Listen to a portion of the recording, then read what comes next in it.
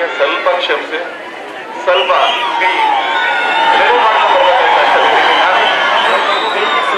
ಇದೇ 26ನೇ ತಾರೀಕು ಬರ್ತಿರೋ ಲೋಕಸಭಾ ಚುನಾವಣೆಯಲ್ಲಿ ಕಾಂಗ್ರೆಸ್ ಅಭ್ಯರ್ಥಿಯಾಗಿ ಸಾರ್ ಚಂದ್ರು ಅವರು ನಿಂತಿದ್ದಾರೆ.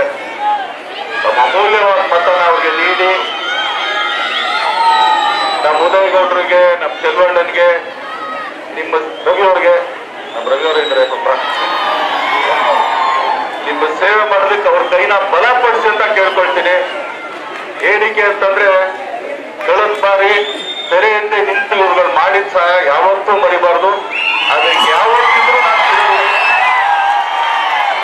ಇದಕ್ಕಪ್ಪ ಲಾಸ್ಟ್ ಬಂದಾಗ ಸ್ವಲ್ಪ ಆ ಕಡೆ ನಿಂತ್ಕೊಂಡಿದ್ವಿ ಅಷ್ಟೇನೆ, ಇವತ್ತು ಈ ಕಡೆ ನಿಂತಿದ್ವಿ ಅಷ್ಟೇ.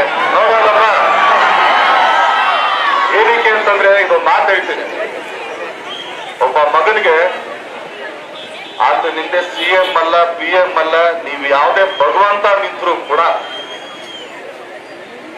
ಆತನಿಗೆ ಎಷ್ಟೇ ಹಿಂದ್ಗಡೆ ತಳ್ಳಿದ್ರು ಕೂಡ ಅವನೊಂದು 50% 70% ಇರ್ತಾನೆ, ಮುಂದೆ ಹೋಗ್ಬೇಕಾ ಹಿಂದೆ ಬರ್ಬೇಕಾ ಅಂತೇಳಿ. ಆದ್ರೆ ಅದೇ ಒಬ್ಬ ಮಗನಿಗೆ ಹಿಂದ್ಗಡೆ ತಂದೆ ನಿಂತ್ರೆ ಅವನು 100% ಮುಂದೆ ಹೋಗ್ತಾನೆ. ಯಾಕಂದ್ರೆ ಹಿಂದೆ ನಮ್ಮ ತಂದೆಯವನ ಅಂತ. ಕಳೆದ ಬಾರಿ ನಮ್ಮ ಚುನಾವಣೆಯಲ್ಲಿ ಇವರೆಲ್ಲ ಹಿಂದೆ ನಿಂತು ನಮ್ಮನ್ನು ತಳ್ಳಿದಕ್ಕೆ ನಾವು ಇಲ್ಲಿವರೆಗೂ ಬಂದಿದ್ದಾನ. ಇಲ್ಲ ಅಂದ್ರೆ ಖಂಡಿತ ಇಲ್ಲ. ಅದು ತುಂಬಾ ಸಂತಾಗೋಷ್ಠವಾಗಿ ಹೇಳ್ತೀನಿ. ಆ ಋಣ ತೀರ್ಸಕ್ಕೂ ಕೂಡ ಇದು 7 ಜನ ಎತ್ಕೊಂಡ್ರು ನನ್ನ ಕೈಲಾಗಲ್ಲ. ಆದ್ರೆ ಇವತ್ತು ನೀವೆಲ್ಲ ಸೇರಿದ್ದೀರಾ. ನಮ್ಮ ಗಾಡಿಗಾರ ಅಡಿಗೋರ್ಬೋದು, ನಮ್ಮ ಉದಯಣ್ಣಂಗಾಗ್ಬೋದು, ಚೆಲುವಣ್ಣಂಗಾಗ್ಬೋದು, ಅವ್ರ ಕೈನ ಬಲಪಡಿಸೋದಕ್ಕೆ ತಮ್ಮ ಅಮೂಲ್ಯವಾದ ಮತನ ಸ್ಟಾರ್ ಚಂದ್ರವ್ರಿಗೆ ಹಾಕಿ ತಮ್ಮ ಸೇವೆ ಮಾಡೋ ಅವಕಾಶನ ಮಾಡಿಕೊಡೋದು ಎಲ್ಲರೂ ಸಲಹೆ ಮಾಡಿಕೊಡ್ತೀನಿ. ನಿಮ್ಮ ಮನೆಯಲ್ಲೊಂದು ಪುಟ್ಟ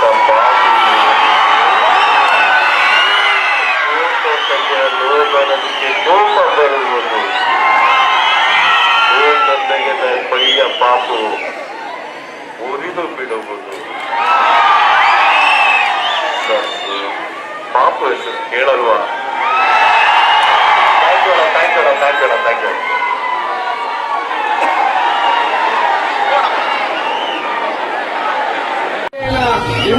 ಮಾತನಾಡಿದ್ದಾರೆ.